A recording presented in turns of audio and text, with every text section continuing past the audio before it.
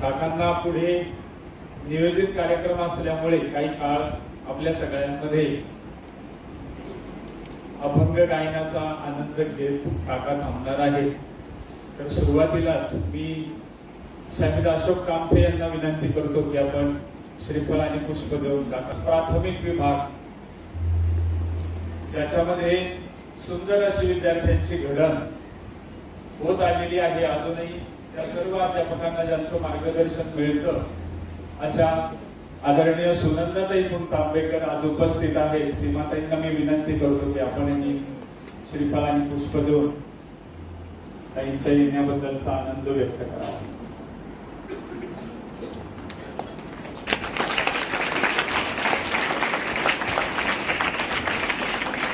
आपण लगेचच आता अभंग गायनाच्या कार्यक्रमाला सुरुवात करतो आहोत.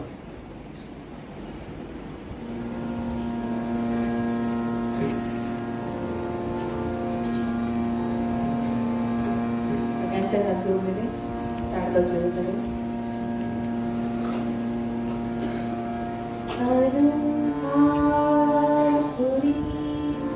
पुण्यभूमी पवित्र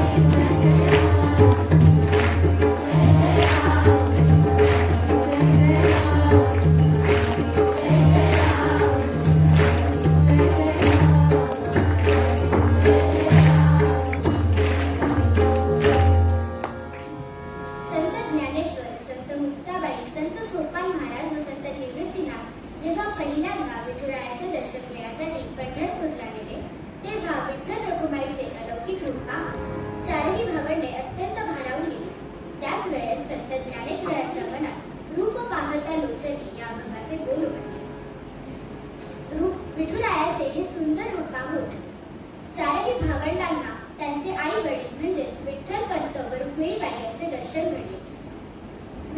संत ज्ञानेश्वरांना कधी त्याच्यात सावळा विठोबा दिसतो तर कधी माधव दिसतो, तरीही भगवंत हा एकच असतो. चारही भावंडांच्या आई वडिलांच्या गतजन्मीच्या पुण्याईमुळे या विठ्ठलाचे दर्शन घेण्याचे भाग्य त्यांना लाभले. प्रत्यक्ष विठुरायाचे दर्शन घेतल्यावर संत ज्ञानेश्वरांना असे जाणवले की सर्व सृष्टीच्या सुखाचा साठा या विठुरायातच आहे. चला तर मग हा अभंग आता आपण म्हणूया.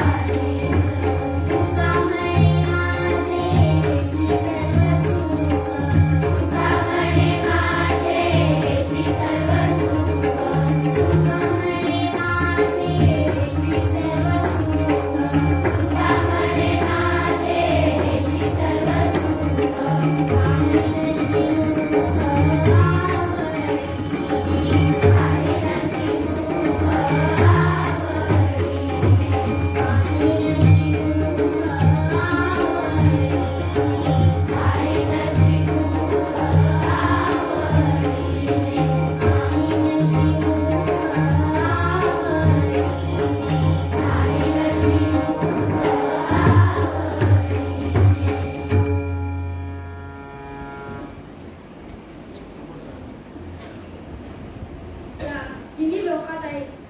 राम तिन्ही लोकात आणि पृथ्वीवर आहे. राम सर्व संतांना अखंड काळी पूजनीय आहे. रामाला जन्म आणि मृत्यू नाही. राम सर्वांच्या आत व बाहेर आहे. जिथे चांगले विचार असतात व जिथे रामाची भक्ती करतात राम तिथेच असतात. राम अहंकारी लोकांच्या जवळही येत नाही. रामाचे वर्णन वेदही करू शकले नाही. राम योग्यांना सदैव पूज्य आहे व राम सर्व जगाच्या आनंदाचे रक्षण करत आहे.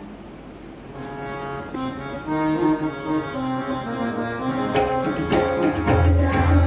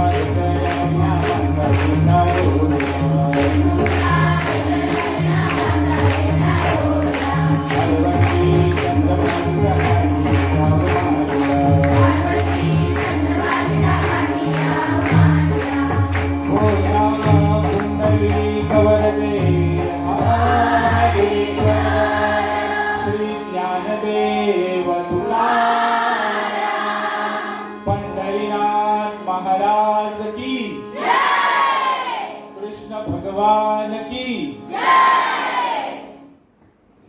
संत जनाबाई यांना संत नामदेवांच्या सानिध्यात राहून विठ्ठलाची ओढ निर्माण झाली। तेव्हापासून त्या विठ्ठलाची दिवस रात्र अतूट भक्ती करत असत। याच भक्तीमध्ये त्यांनी धरिला पंढरीचा चोर हा सुंदर अभंग लिहिला।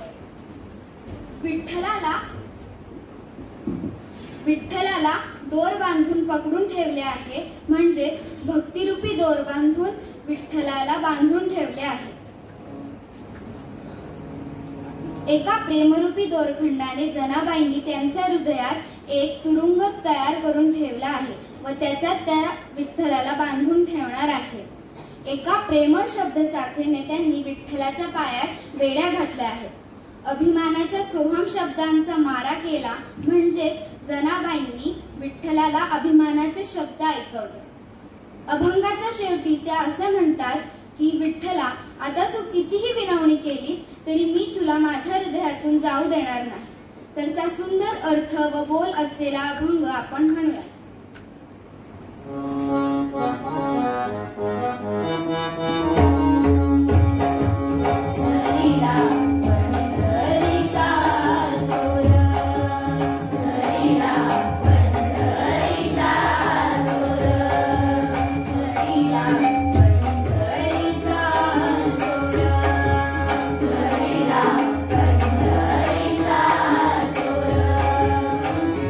गळा बांधून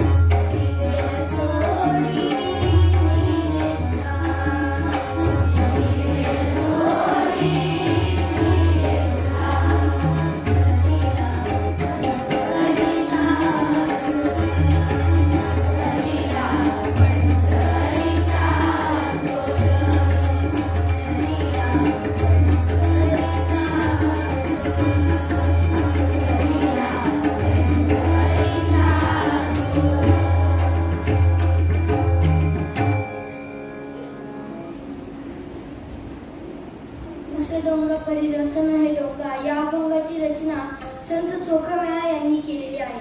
या अभंगात संत चोखामेळा असे म्हणतात की वरवरच्या रंगरूपापेक्षा अंतरंगातील गुण अधिक महत्वाचे असतात.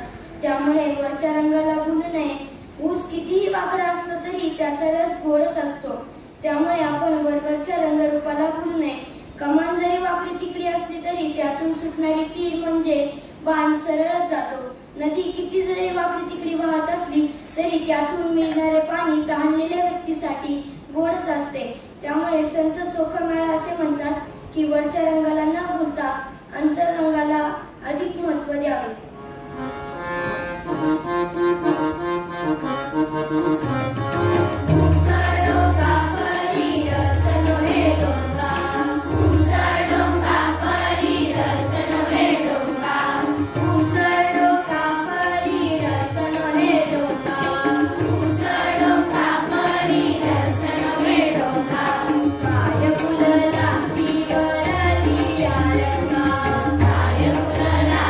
Bye.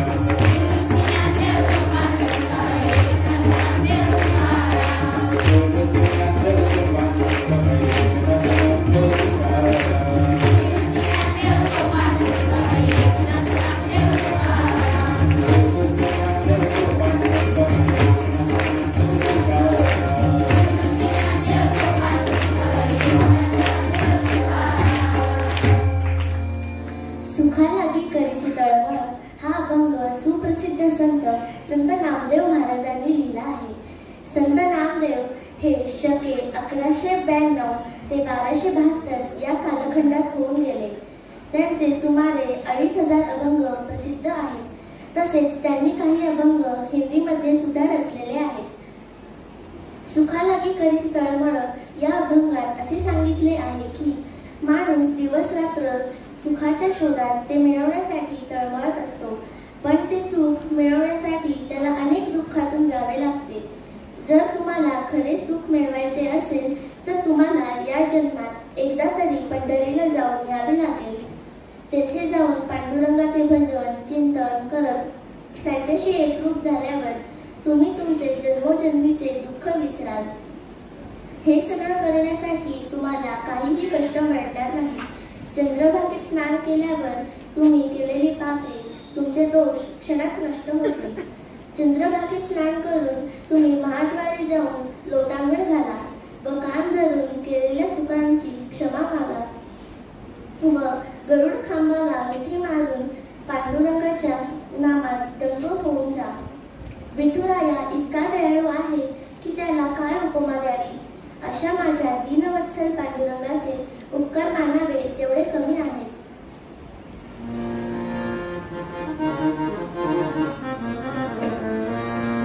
सुखालागी करीस तळमळ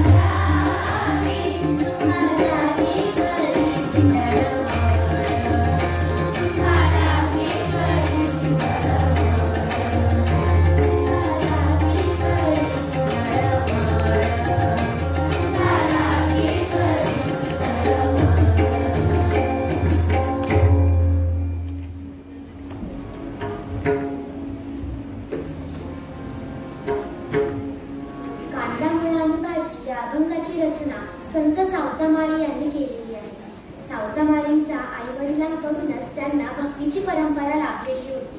त्यांचे आईवडीलही विठ्ठलाची मनोभावी भक्ती करत हीच परंपरा सावंतवांनी पुढे चालू ठेवली. शेती हे त्यांचे उदरनिर्वाहाचे साधन होते. सावंतमाळी नियमितपणे विठ्ठल दर्शनासाठी पंढरपुरात जात असते. पण सावंतवांचे असे म्हणणे होते की परमार्थ करण्यासाठी संसाराचा त्याग करण्याची गरज नाही. त्यामुळे शेतात राबताना शेतातील भाजीपाल्यामध्ये त्यांना विठ्ठलाचे दर्शन होत असे. त्यांना असे वाटायचे आपण एक बी पेरले तर त्याचे कितीतरी पटीने उत्पन्न मिळते. ही त्या पांडुरंगाचीच कृपा आहे. त्यामुळे सावंतमाळी असे म्हणतात की स्वतःच्या कामात मग्न राहा. आपल्या कामातच आपला देव शोधावा. आपल्याला आपल्या कामातच विठ्ठल भेटतो. चला तर मग फिरूया कांदा फळांकडे. Thank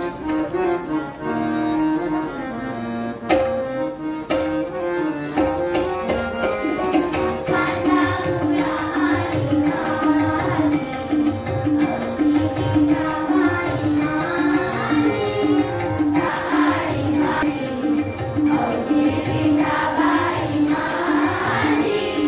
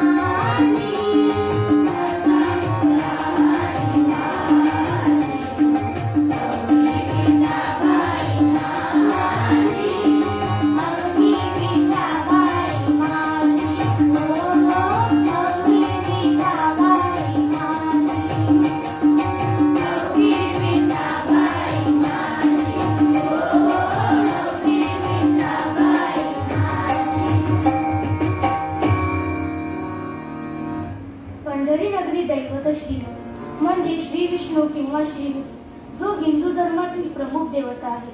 पांढरा हा रंग शुद्धता, ज्ञान व शांतीचे प्रतीक आहे. तसेच श्रीहरी हा पूर्ण सृष्टीचे संरक्षण करणारा दैवत मानला जातो. सर्व वारकरी व्रताप्रमाणे आषाढी कार्तिकीपर्यंत वारी करत असतात. वारी करत असताना सतत श्रीहरीचे नामस्मरण करत असतात. सर्व वारकऱ्यांच्या हातात हिंदू धर्माचा ध्वज असतो. तो काळ आनंदाचा असतो. सर्व वारकऱ्यांच्या हृदयात जय हरी विठ्ठल हे नामस्मरण चालूच असते. व आधुनिक काळातील तंत्रानुसार जर आपण आपल्या मनात श्रीहरीचे नामस्मरण केले तर आपला कोणताही आजार दूर होतो.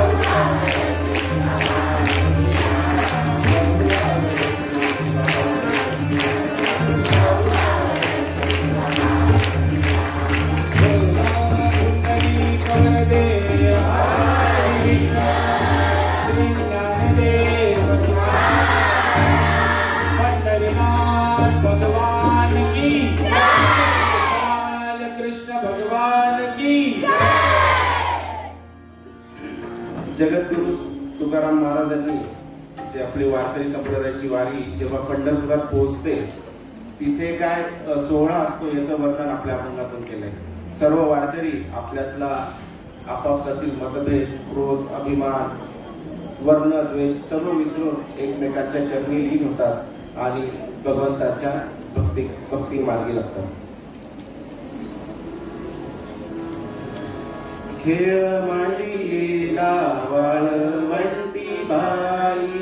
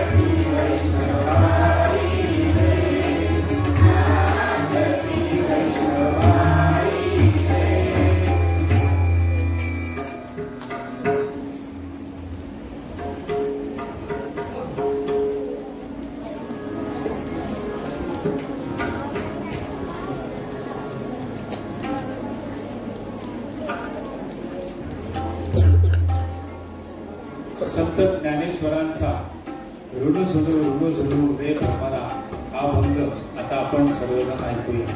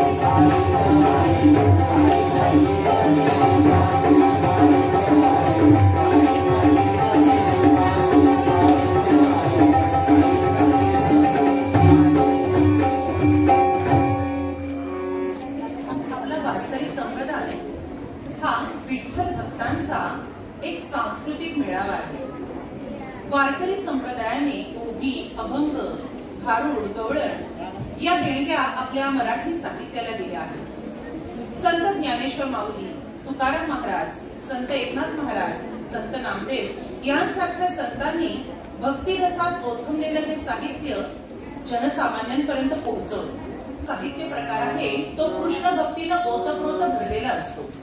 गवळणीमध्ये मथुरेच्या बाजाराला निघालेल्या गवळणी असतात आणि या गवळणी आणि श्रीकृष्ण यांच्यातला प्रेमळ संवाद म्हणजे ही गवळण असते. पूर्व माध्यमिक विभागातील अध्यापक वृंद सादर करीत आहेत गवळण राधे चल माझ्या गावाला जाऊ. Thank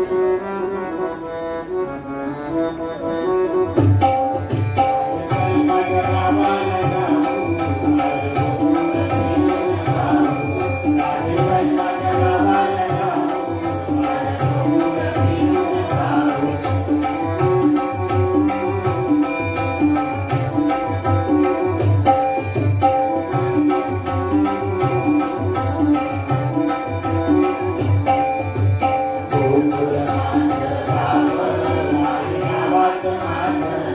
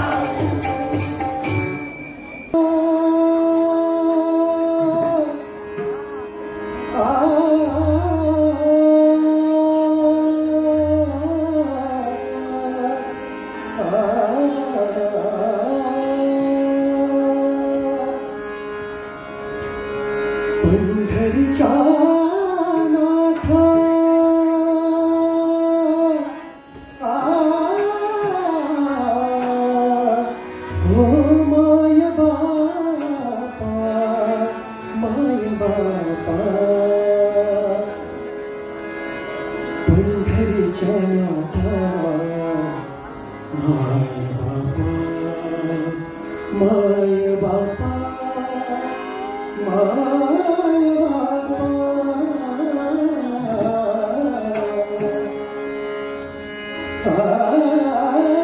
तारी मजाता रखो मायेच्या काळात तारी मजाता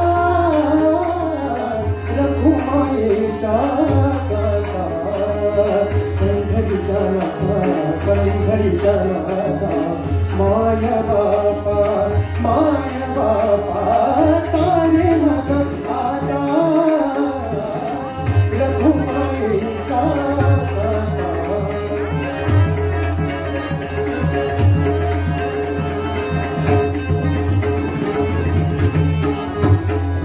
अनाथांचा नाथ येणे काळी अनाथांचा नाथ येणे काळी अनाथांचा नाथ येणे काळी अनाथांचा नाथ येणे काळी सनकादी कमुनी बोलताती सनकादी कमुनी बोलताती तारी मज आता रघुमाईच्या काळात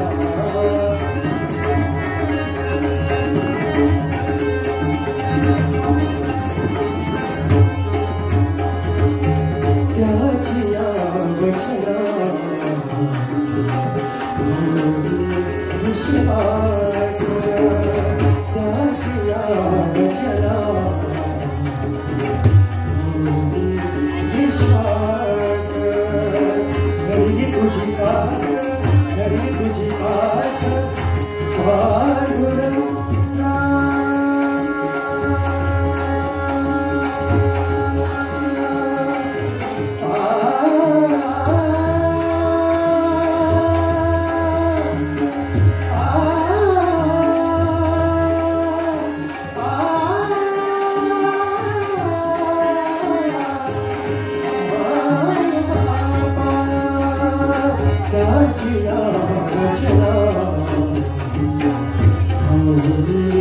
विश्वास घरी तुझी कास पांडुरंगा तारी मज आता रघुमाईच्या काळात तारी मज आता रघुमाईच्या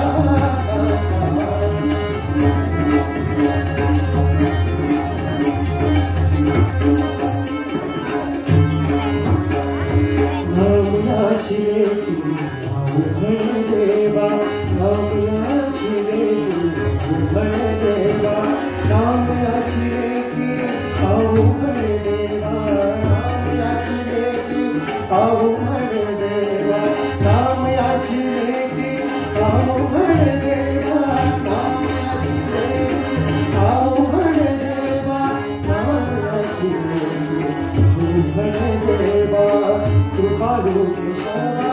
कृपाळू केशवा साफळावे कृपाळू केशवा साफळावे तारी मज आता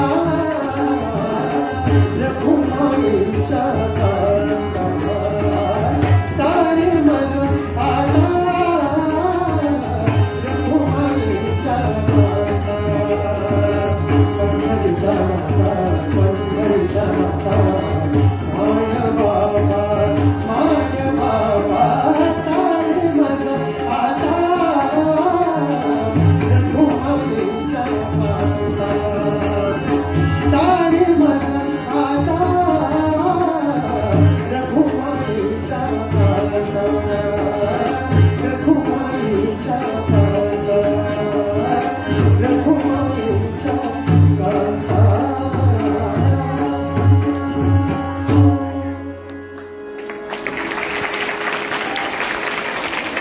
बोलिले पुढे वेळी वाकुळे उत्तरे